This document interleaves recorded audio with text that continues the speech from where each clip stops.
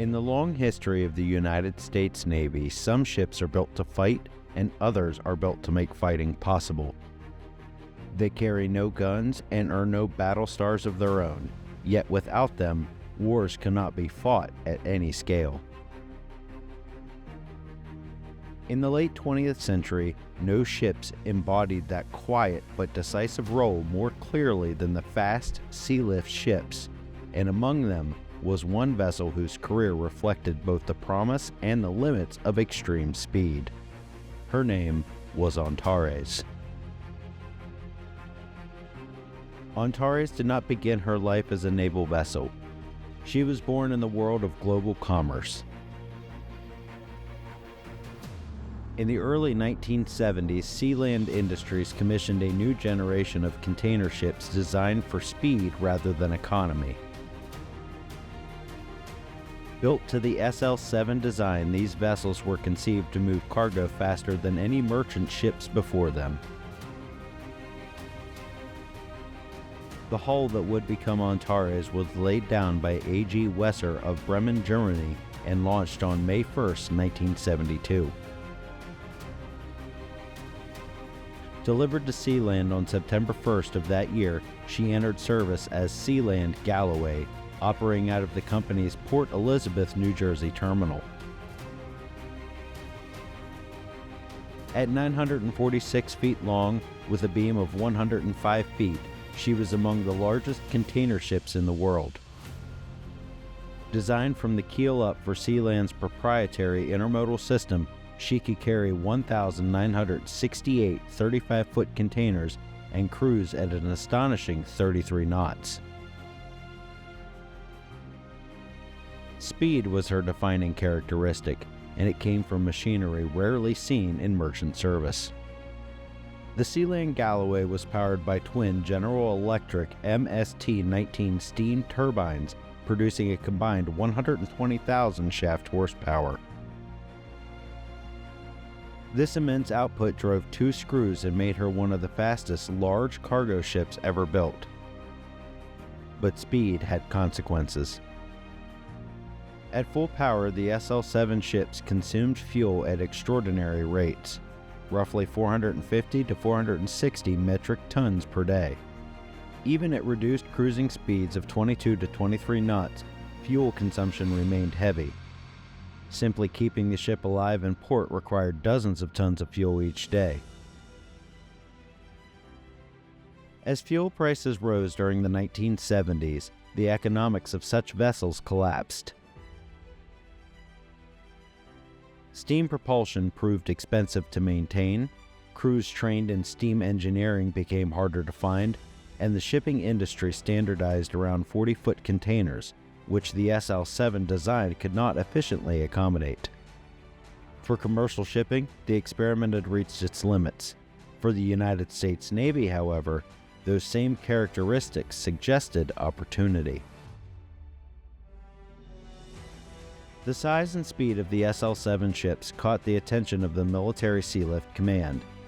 In an era shaped by Cold War logistics, the Navy saw in these vessels the ability to move heavy mechanized forces across oceans faster than any sealift capability then in existence.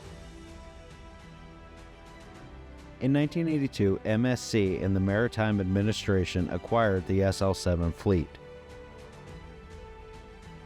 Sealand Galloway was officially transferred to Navy ownership on April 16, 1982, and renamed USNS Antares, going under the designation T-AKR 294. That same year, Antares was sent to Avondale Shipyard in West Wego, Louisiana for comprehensive conversion. Her container holds were removed and replaced with roll-on, roll-off cargo decks. Interior vehicle ramps connected multiple levels, and 4 heavy-lift cranes were installed, 2 amidships and 2 aft. External side ramps and stern access allowed loading in ports with minimal infrastructure. When the conversion was completed in July 1984, Antares had become something entirely new, a ship capable of carrying more than 700 vehicles, including main battle tanks, armored fighting vehicles, trucks, and helicopters. She was among the fastest cargo ships in the world and one of the most capable. Antares was assigned to the Ready Reserve Force, crewed by civilians and maintained in a high state of readiness. Along with her sister ships, she was not intended for routine supply runs. Her missions instead were strategic surge, to sail only when speed itself became decisive. Her first test came in 1985 during Exercise Reforger, the annual Cold War rehearsal for reinforcing NATO troops in Europe. Loaded with tanks, armored vehicles, and equipment for multiple army units, Antares departed Savannah bound for Amsterdam. The voyage was difficult and rough seas caused propulsion problems, along with the radio officer being washed overboard and lost. Antares nevertheless arrived on January 14, 1985 and discharged her cargo in just 36 hours. She returned the following year in 1986, completing the mission without incident. These exercises revealed both the ship's potential and her vulnerabilities. In 1990, the world changed. As Iraq forces invaded Kuwait, the United States began the largest overseas military deployment since World War II. The fast Sealift ships would become central to that effort, ultimately carrying roughly 13% of all dry cargo delivered to the U.S. forces in Saudi Arabia. The Antares, however, would experience the war differently. Scheduled for overhaul, she was nonetheless activated on August 8, 1990, as the urgency of the situation overrode mechanical concerns. Departing Jacksonville on August 20th, she exceeded her required breakout time due to engine and boiler problems.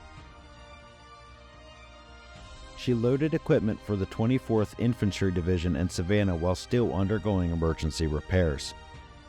5 days after sailing, the Antares suffered a catastrophic mechanical failure off the coast of North Carolina. Dead in the water, she was taken under tow by the ocean tug Apache and diverted to Rota, Spain.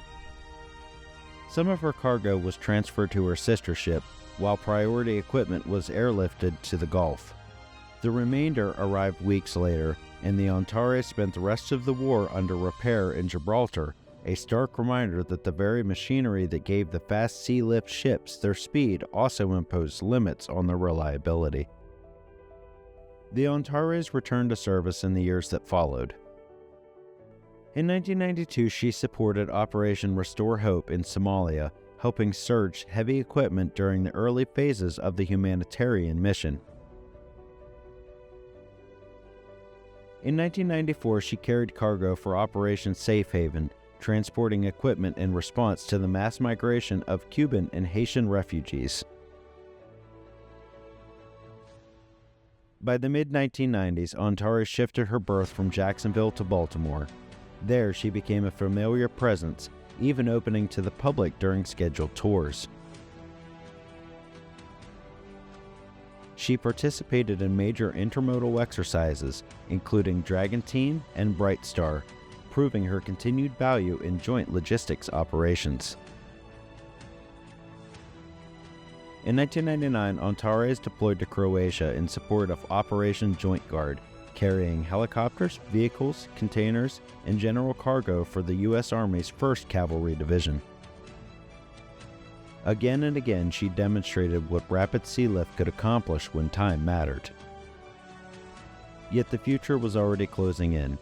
Steam propulsion grew increasingly expensive to operate, skilled engineers became scarce, and newer sealift ships, slower but cheaper, replaced the need for extreme speed.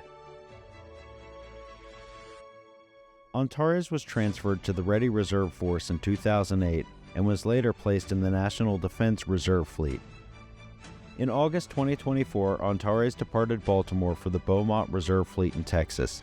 There, her long career reached its final chapter, destined for dismantling. The Antares was never meant to be famous.